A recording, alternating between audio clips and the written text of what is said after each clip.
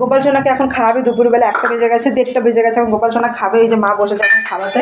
এই সোনাগুলো চলে যাবে কিন্তু কলকাতা, সবাই চলে যাবে। ফুটকি চলে যাবে, ভুটকি চলে যাবে, সবাই চলে যাবে।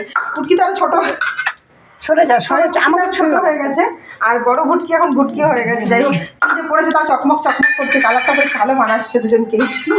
ধরে বেঁধে পড়েছে কিন্তু তাও কাজেই লাগছে। বুঝলো না, তোমাদের যাওয়ার আগে ভালো ভালো একটা টপ কিনে দেবো।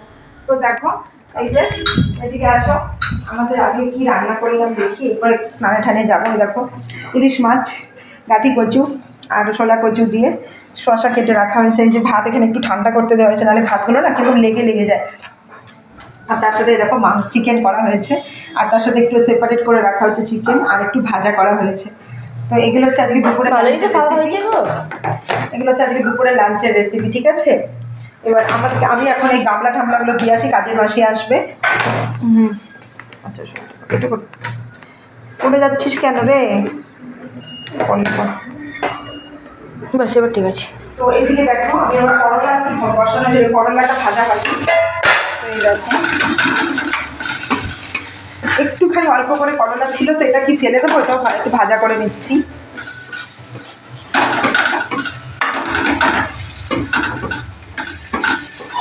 আর একটু হোক, ততক্ষণ আমি গামলাটা রেখে দিয়ে আসি ওপরে, পরে মেয়েটা দিয়ে আসবো। এই গামলা আবার না দিয়ে আসলে কাজের মাসি এসে নিয়ে যাবে, তাহলে ওর অপেক্ষা কেন করবো। করে সবসময় রেখে দিয়ে নি গামলাটা, যাতে অসুবিধা না হয়। নাইটি করে হাঁটতে এত অসুবিধা না, কখন প্রচুর এরা পড়ে যায়। আর ছাদ থেকে একটু দেখিনি জামা কাপড়গুলো নেই তো নদীতে, তাহলে তো হয়েই গেল, ভিজে যাবে। মা ছাদের ওষুধে কিরকম করলাম? এটা ওরকমই, এখান থেকে আমি 10 দিন লাভ মারি। হ্যাঁ আমি ছাদাটা বন্ধ করে দেবো। দেখো শুকায়নি জামা কাপড় কতগুলা, এগুলো কখন কাচবে? বাকি কালকে আবার জামা কাপড় কাচতে হবে, এবার পরপর 3 দিন। কাজের মাসে আস্তে আস্তে 3টে সাড়ে 3টে হয়ে যাবে। আচ্ছা দেখি একটু তুলসী মঞ্চের গাছটা কীরকম হয়েছে।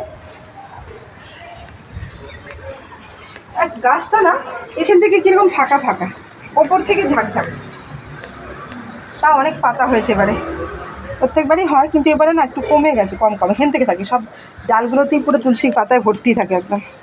আর বাড়িতে 2-3টে তুলসী গাছ থাকবে না, ভালোই লাগে না একদম। তো দেখো আমাদের ছাদ, এই ছাদে খুব আলেকালে আসি, সবসময় আসি না, গরমকালে বেশি ভাল লাগে। আর একটা এই যে আম গাছ আমাদের, এবারে প্রচুর আম হয়েছিল কিন্তু একটা আম আমরা খাই না, কারণ এগুলোকে কি আম্রপালি না কি পালি আম বলে। এখানে একটা আম গাছ, এইদিকে একটা ছোটো আম গাছ আছে আমাদের, এই যে পেছনটাতে। তো দেখো এখন যাবো স্নান করবো। এই ভিডিও বেশি লেন্থি করবো না, অরিজিনাল ভিডিও বানাতে বানাতে ফেড আপ হয়ে যাচ্ছি।